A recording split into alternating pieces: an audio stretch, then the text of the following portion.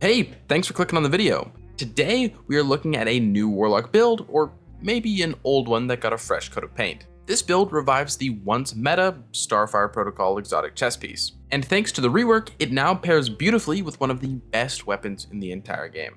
This build is perfect for things like the Legend campaign, higher world tiers, or whatever portal activity you might be grinding to get max power. But before we begin, as the usual YouTube thing goes, if you enjoy this content and want to see more builds, you want to see more guides, make sure you do subscribe to the channel. That way you don't miss one of my uploads. And of course, there's also a dim link alongside timestamps down below. That way you can use them to skim your way through this video if you just want specific information, or if you want to just take this build and try it out for yourself. But with all of that said, the first thing we're going to talk about is our exotic chest piece, Starfire Protocol. Its perk reads, fusion grenades have an additional charge and recharge from empowered weapon damage, with empowered weapon final blows granting more energy. Defeating targets with fusion grenades grant rift energy. Now in game, the first thing we see is the 2 grenade charges, pretty straightforward. The more complex functionality we're used to though hasn't gone anywhere, that being when we put down an empowering rift, we can do damage from within that rift and regen our 2 grenades. Kills while in the rift return much more. And then also, kills with grenades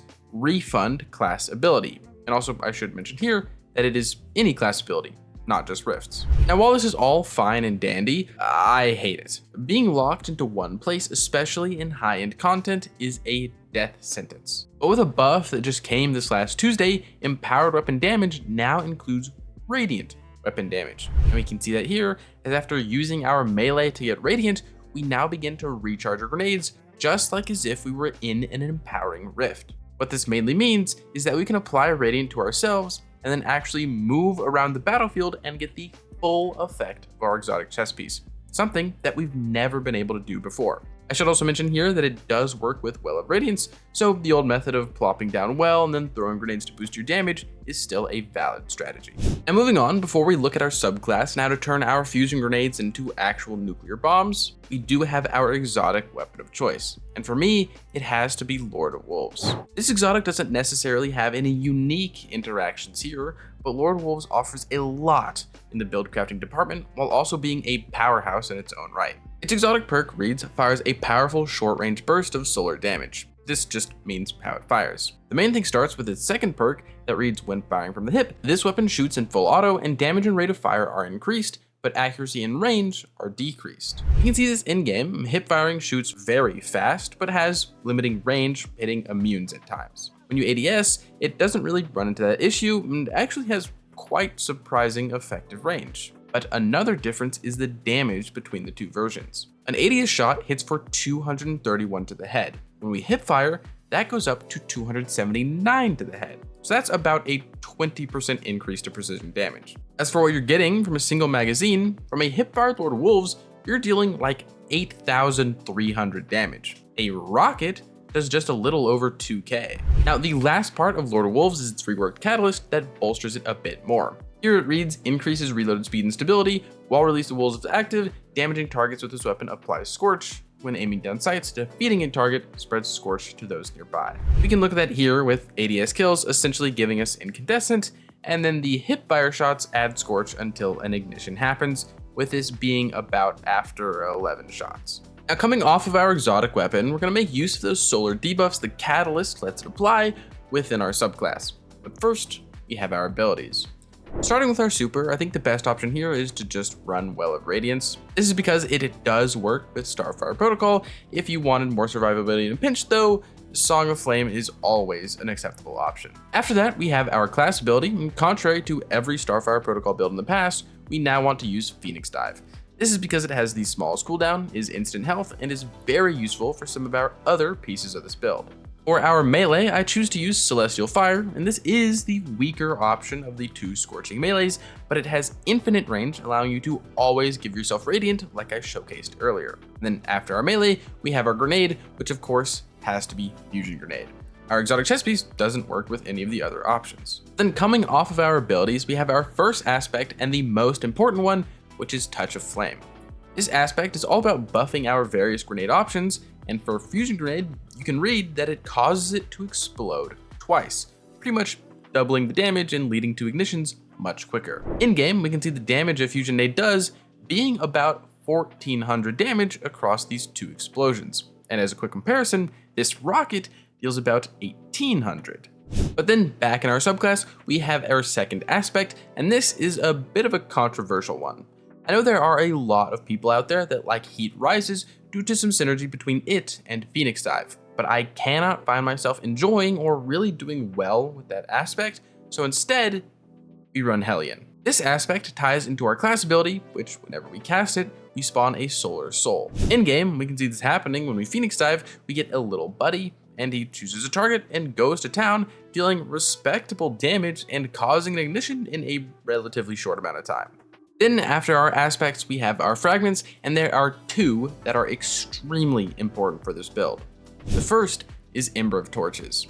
This fragment states that whenever we deal powered melee damage, we become radiant. And we can see this in game happening a couple times already, but here to showcase it explicitly, once we use our powered melee, we proc radiant on ourselves and also any allies nearby. This is necessary for working with Starfire protocol, but it can also be augmented by our next fragment. And that is Ember of Empyrean. This fragment reads that solar final blows extend the radiant and restoration buffs. In game, we can show this off after applying radiant. We can then get solar elemental kills, whether that's with Lord of Wolves or our grenade, and we can see that radiant is extended. This is going to allow us to really keep up the infinite grenade generation and allow us to walk around with pocket nukes all of the time.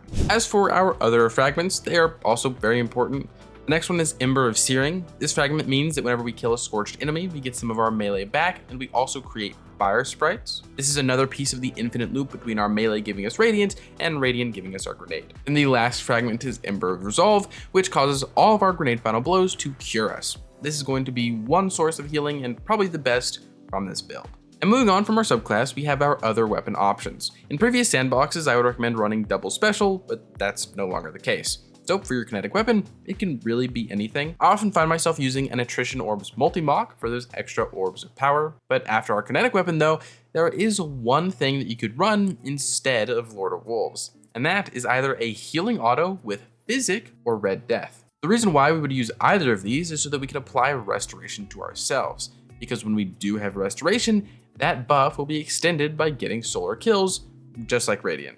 So you can pair that with Radiant to always be regening your grenade, doing increased weapon damage, and also healing. I would definitely recommend this if you would like to play support or find it particularly difficult to stay alive. Then after those weapons, we also have our heavy, which if you want to specialize into boss damage, you could use a rocket launcher or some type of weapon with Demolitionist. But now stepping away from weapons, we have our armor stats. There are three main stats we want to focus: grenade, melee, and super. You do want to have somewhat high grenade and melee, that way you're getting larger chunks of ability energy back from all the different types of ability refunding this build does. I haven't gotten stats good enough to go over 100, especially for grenade, which would increase our grenade's damage, but to be honest, they do well enough damage already that you don't necessarily need that. If you were worried about DPS though, you could run font mods on your DPS loadout. Realistically though, if you're using this in 90% of content, what you'll want to do is have an even spread between super, grenade, and melee. And then my usual go-to stat is also having some health,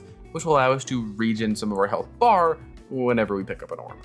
And then next up is our armor mods. On the helmet, we run a special ammo finder for more ammo, a solar siphon so we get orbs from Lord of Wolves kills, and a kinetic siphon for orbs from our primary weapon too. On our arms, we run a impact induction for melee on grenade damage, and a momentum transfer for grenade on melee damage. And then chest pieces is going to be for resist, and maybe a solar ammo generation mod if you're not finding yourself dying. Legs is going to be an innervation to reduce our grenade ability cooldown on orb pickup, and an absolution to reduce a bit of everything on orb pickup as well. And then our class item has special finisher for free special, powerful attraction to suck up orbs with our Phoenix Dive, and a proximity ward to become invincible when finishing enemies. And then lastly, before our gameplay loop, we do have the artifact. Within, the first one we want is Fever and Chill, which will cause rapid solar precision hits to give us Radiant. So you don't always even need the melee to get that loop started. Next one is in the final column, with that being Radiant Shrapnel, which will cause our Lord of Wolves or whatever solar weapon we're using to deal even more sustained damage in the form of tracking solar blobs. And then the big one and the last one is Shield Crush. When we have Woven Mail, Frost Armor, or Void Overshield, we get our melee back quicker and it deals more damage. And then when we have Amplified or Radiant, our grenade comes back quicker and it deals more damage. Increase wise, this brings our damage up to 1700 damage with these two numbers here, making it pretty equivalent to a rocket. And then to finish it, we have the gameplay loop. To begin, chuck your melee. This makes you radiant and begins the loop. Once radiant, throw grenades to kill things. When out of grenades, use your Lord of Wolves or solar weapon to scorch things, do damage, and get kills. All of the above will be refunding all of our abilities. If it's solar damage getting the kills, it's extending radiant, meaning you have even more ability regen. Remember that I mean everything, and I mean everything feeds into everything. Grenades give class ability with Hellion gives melee gives radiant, which gives grenades. If you ever find a time where you run out of abilities, Lord of Wolves will scorch things, which jumpstarts the loop. When a boss shows up, use Well of Radiance or your super, and remember that your grenades do very competitive damage. I mean, you just saw it do nearly as much or a little bit more than a rocket. This build is super easy to loop, and infinite fusion nades are very achievable. Starfire Protocol, I think it's back. And with that, thank you so much for watching. Remember, there is a dim link down below. That way you can just grab this build with all the new stats, all the new fragments and everything. You can take it and play with it easily. If you want to support me, support the channel, a like, a comment, a subscription goes a very long way. Joining the Discord shows that you want to engage with the community further, and I would greatly appreciate that. If you want to support me and support the channel, but you can't think of a comment though, comment down below, tactical nuke. And with that, as usual, I hope you are having a great day, and I hope to see you around.